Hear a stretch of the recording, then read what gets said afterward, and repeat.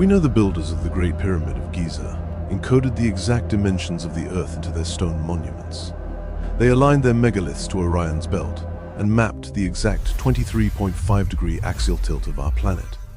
Mainstream history tells us this incredible mathematical knowledge was lost to time. But what if it wasn't lost? What if it went underground?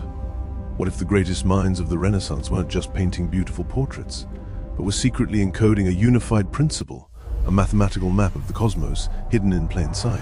When architectural engineers apply a specific high-tech geometric overlay, known as the celestial Earth correction grid, to the world's most famous artwork, something impossible happens. The paintings lock into a perfect mathematical matrix.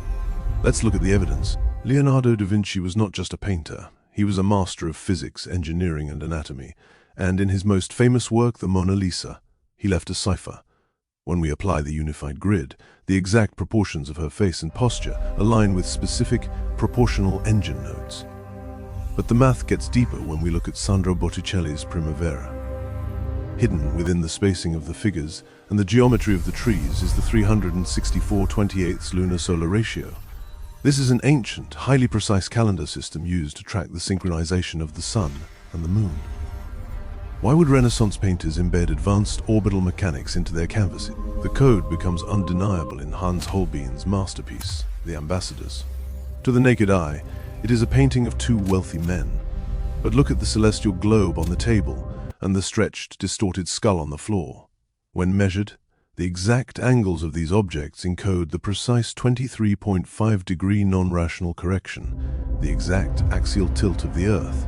We see the exact same 90-degree celestial equator law encoded into the vanishing point of Jan van Eyck's Arnolfini portrait.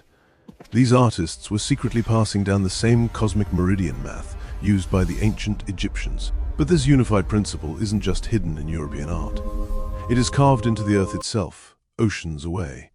In Ohio sits the Serpent Mound, a massive, ancient Native American earthwork. Mainstream archaeologists have long debated its purpose.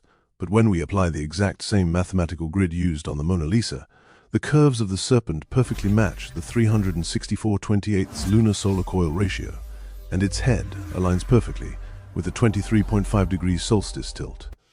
Even modern surrealists, like Salvador Dali, encoded this exact golden spiral on Earth tilt into the persistence of memory. From the pyramids of Giza to the Serpent Mound of Ohio to the private canvases of Da Vinci, a single unified mathematical language has survived. Who originally discovered this code? And why has it been kept a secret for thousands of years?